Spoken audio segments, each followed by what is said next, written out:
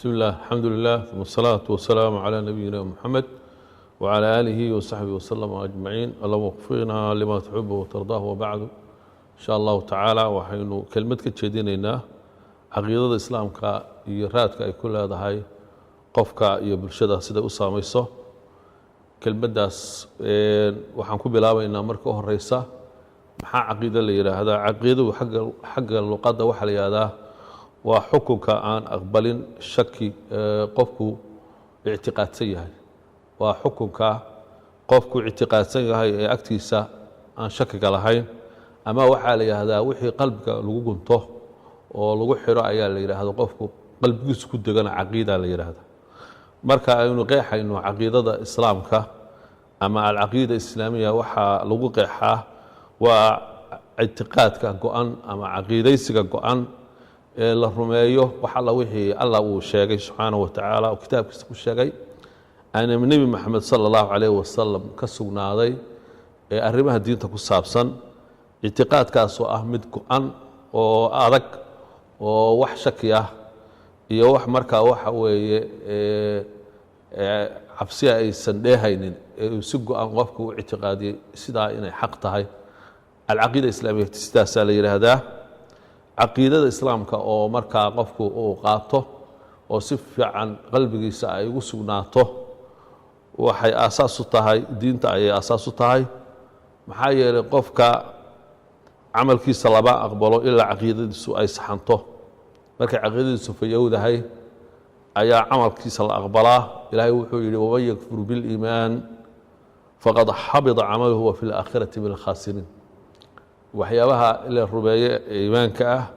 iyo caqiidada islaamka qofkii markaa ku gaalooba wixii la rabay in la rumeeyo qofka ku gaalooba camalkiisa waa buraya macnaha waa gaal hadduusan qofku iimaan lahayn oo arkaantii iimaanka ama tiiraarkii iimaanka uusan caqiidayn waa gaal oo camalkiisii la aqbali maayo caqiidadu waxay aasaas u tahay baaqii ambiyada ilaahay iyo rususha oo dhan wixii ay ummadaha ugu baaqayeen iyada aasaas u ahayd walaqad bacathnaa fii kulli ummatin rasuulan أن اعبدوا الله واجتنبوا الطاغوت alla keliya caabuda shaydaanka iyo waxyaabaha ka soo horjeeda diintana ka dheeraada caqiidada islaamka ee fayow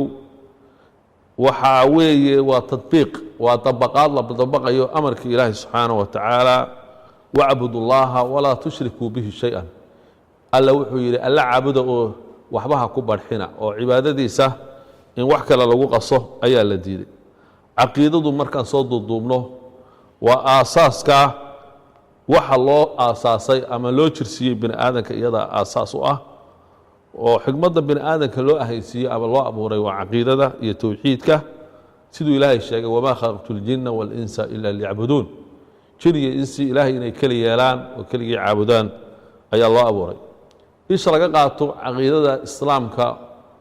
labada ilood ee laga qaataa waa qur'aanka kariimka ah oo ilaahay xaggiisa ka soo degay isagoo caqiidada inuu saxo dadka oo ilaahay ku xidho loo soo dejiyey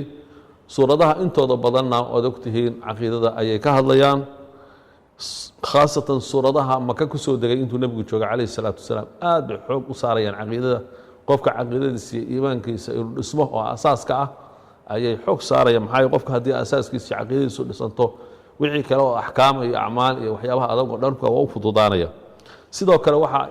master u ama ilu ah oo laga qaataa caqiidada islaamka sunnada nebiga sala allahu alay wasalam ama axaadiista nebi moxamed sala allahu alayh wasalam ka soo aroortay nebiga ilaahay markuu tilmaamayey wamaa yandiqu can alhawa in huwa ilaa waxyun yuuxa yacni waxa weeye hawadiisa iyo sida isaga la tahay kama hadlo marka uu xadiis sheegayo laga warinayo laakiin wuxuu ka hadlaa wax xaqiiqada ah ee dhabta ah ee ilaahay u waxyooday subxaanahu wa tacaala marka intaas marka aan ka gudubno waxay caqiidada haddii si fiican loo qaato oo si fiican qofka qalbigiisa ugu degto oo arkaanteeda iyo tiirarkeeda iyo asalladeeda lixda ah qofku uu si fiican u aamino maxaa ka dhalanaya raada oo saamayn ah oo caqiidadaas ku yeelanaysa qof ahaan marka laga hadlayo qofka haddii caqiidadiisu ay toosto marka u horeysa qofkaasi wuxuu leeyahay waxa la yidhaahdo deganaansho iyo cabsi la'aan noloshan ka welweli maayo intuu nool yahay cabsidii iyo noloshii waa qofkaasi waa ka baaba'aysa maxaa yeelay wuxuu og yahay waqtigii ilaahay u qoray oo keliya inuu dhimanayo walan yuakhir allahu nafsan idaa jaa ajaluha marka wax isbedelaya noloshiisa sidii ilaahay u qorsheeyey qof ku socda oo waqti leh oo adduunka waqti jooga oo waqtigaas markuu dhammaysto tegaya cimrigiisuna uusan wax ku darsamayn waxaan ka dhilmaynin buu aaminsan yahay saa daraaddeed nolosha tan iyo waxyaabaha ku saabsan qof yacni waxa way degan buu noqonayaa waxa kale oo qofka ku abuurmaya hadduu caqiidadiisa xanto wuxuu aaminayaa ama uusan ka cabsoonaynin in risqigii uu ilaahay u qoray uu ka go'ayo maxaa yeelay wuxuu og yahay arsaaqda ilaahay inuu bixiyo subxaanahu wa tacaala allahu yabsudu risqa liman yashaau yaqdir ninkii doonana isagaa u fidiya ninkii doonana isagaa ku celiya xigmaduu og yahay wamaa min daabbatin fi lardi ila cala allahi risquha wax kasta oo soconayana arsaaqdoodii ilaahay baa saaran tahay isaga ayaa maaragta arsaaqaya marka waxaa markaa qofku markaa kama walwalo arsaaqda iyo wuxuu heli doono wuxuu og yahay wixii ilaahay u qoray inuu helayo wuu aaminsan yahay oo caqiidaysan yahay qofka caqiidada wanaagsani waxa ay markaa ku xambaartaa inuu ka tago inuu keligii uu wax isla rabo ama anaaniyada waxa loo yaqaano iyo mamanaanta adduunyada maxaa yeelay caqiidadu waxay ku barbaarisaa dadka rumaysan caqiidada islaamku waxa loo yaqaano al-iithaar oo ah inaad ka doorto naftaada oo qofka kale aad wanaagga la jeclaato sidaad adigu wanaagga aad u jeceshahay ama adigaba naftaada aad ka hormariso nafta kale aad ka hormariso naftaada sidii ka dhacday asxaabtii nebiga sala allahu calayh wasalam wayu'hiruuna calaa anfusihim walow kaana bihim khasaasa naftooday ka doorayaan iyagoo gaajo xun ay hayso markaasay walaalkood ay u doorayaan waman yuuqa shuxa nafsihi fa ulaa'ika hum lmuflixuun bakhiilnimada daran qofka laga ilaaliyaana waa kuwa guulaystay buu ilaahay leeyahy subxaanahu wa tacaala waxaad ogtihiin aayaddaas ansaarta nin ka mida oo nebiga calayhi salaatu wasalaam asxaabtii qaar ka mida martigeliyey isagoo waxba haysan gurigiisa hal cunto uun ay taallo cunto martida la siin karo caruurtiisiioo gaajaysan isagoo gaajaysan caruurtii intuu seexiyey inuu ninkii cuntadii yaray ee haysteen uu siiyey isagii xaaskiisiina ay qadeen caruurtiina ay qadeen si ay nebiga calayhi salaatu wasalaam codsigiisa ahaa ninka ayaa martigelinaya ay uga jawaabaan marka naftoodii ay ka dooreen sidaasay tilmaanta qofka wanaagsan uu noqonayaa haddii uu caqiidadiisu saxanto oo qof wuxuu noqonayaa waxa uu naftiisa la jecel yahay walaalkiisa la jecel bal walaalkii hormarinaya mararka qaarkood waxay caqiidada saxiixa qofka ku barbaarisaa inuu had iyo goor is-ilaaliyo oo ogaado oo aamino in ilaahay og yahay meel kasta uu joogo waxa la yidhaha muraaqabatullah buu aaminsan yahay hadduu meel keligii joogo haddii uu dad dhex joogo ilaahay inuu arkayo marka sidaa daraaddeed waxa weeye wuu iska ilaalinayaa alle subxaana wa tacaala wixii caasinimo ah ama dembi ah ee ilaahay subxaana wa tacaala uu maaragtay hortiisa ku sameeyo uu iska ilaalinaya maxaa ilahay waa daalacanaya waxay caqiidada saxiixa ku barbaarisaa qofka inuu maaragtay ku dhaqmo cadaalad oo manhaj cadaalada ku dhaqmo maxaa yeelay diintu waa diin cadaalad iyo sinaan dulmigu iska ilaaliyaa maxaa yeelay wuxuu og yahay dulmigu inuu yahay shay xaaraan ah oo diinta islaamku ay mamnuucday nebiga calayhi salaatu wasalaam xadiisulqudsigii ilaahay laga warinayay waatuu ku lahaa ilaahay yaa cibaadii ina xaramtu dulma calaa nafsii wajacaltuu baynakum muxaraman falaa tadaalamuu yacni dulmiga waxaan ka dhigay addoommadaydiiow mid mamnuuc ah oo naftayda aan ka dhacaynin inaan cid dulmiyo anigu iska mamnuucay dhexdiinana mamnuuc baan ka dhigay muslimku markaa mar hadday sidaas tahay wuxuu iska ilaalinayaa yacni waxa weye dulmi inuu bini aadan u geysto inuu cid ka aargoosto cid inuu wax yeelo cid inuu dilo cid xoolahooda dhaco naftooda wax gaadhsiiyo aakhirana laga goynayuu og yahay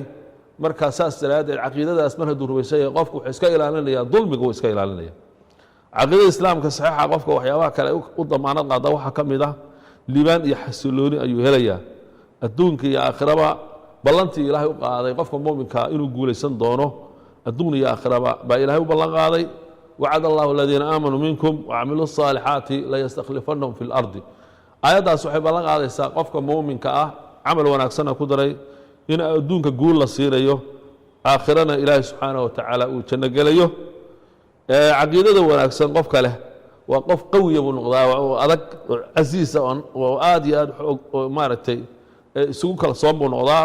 oo naftiisu qawi tahay xoog badan tahay maxaa yeelay wuxuu ogyahay ilaahay inuu la jiro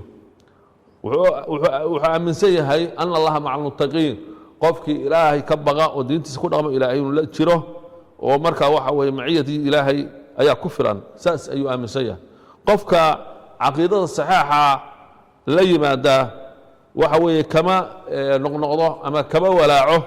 inuu u hoggaansamo sharciga ilaahay subxaanaه wa tacaala iyo kitaabka ilaahay in la isku xukumo maxaa yeele wuxuu rumaysan yahay haddii uusan kitaabka ilaahay ka xukun qaadan shareecada ilaahay uusan ka dhigan dastuur ka dhigan inuusanba iimaan lahayn sidii ilaahay sheegay falaa warabbika laa yuuminuuna xataa yuxakimuuka fima shajara baynahum uma laa yajiduu fii anfusihim xaraja mima qadayta wayusallimuu tasliima qofka mumin man aha baa ilahay ku dhaartay subxaanaه wa tacaala dadku inaysan rumaynayn oo muminiin ahayn ilaa ay ka xukun qaataan ama ka garnaqsadaan wax alla wixii maaragtay ay isku qabtaanba sharciga ilaahay inay garta ka qaataan oo weliba markii xukun la rido sharcigu xukun rido aysan dhibsan ee si buuxda isugu dhiibaan shareecada ilaahay caqiidadu taasay ku bixinaysaa caqiidada saxiixa waxay ku bixinaysaa qofka adduunyadan hadafka loo keenay iyo meesha u socdo iyo xisaab iyo aakhiro iyo maxkamad ilaahayna ka dambayso oon dheeldheel loo abuurin afa xasibtum annamaa khalaqnaakum cabathan wa annakum ilayna laa turjacuun macnaha waxay ka jawaabaysaa su-aal ah bini aadam had iyo goor isweydiiyo xaggee baan ka imid xaggee baan u socdaa maxaa lay abuuray waa maxay hadafka adduunka aan u joogo caqiidada saxiixa islaamka ayaa ka jawaabaysa ugu dambays qofka caqiidadiisu saxiixa tahay waxaa halkudhig u ah inuu ilaahay subxaana qofku ilaahay leeyahay uu yahay ilaahay qof u barax tira weeye markii caqiidadiisu sax tahay ilaahay dartiis wuxuu jeclaanayaa ilaahay dartiiba wuxuu necbaanayaa wuxuu jecel yahay mu'miniinta iyo dadka wanaagsan wuxuu neceb yahay cadowga ilaahay hadduu doono dadka ugu dhow baa ha noqdee marka caqiidadaas wanaagsan ee saxiixa ah waxaa la rabaa oo ku salaysan asallada lixda ah arkaanul iimaanka in caqiidadaas aynu aad ugu dadaalno baranno qalbiganna ku sugno si dhaba u rumayno markaas ayaynu liibaanaynaa adduun iyo aakhiraba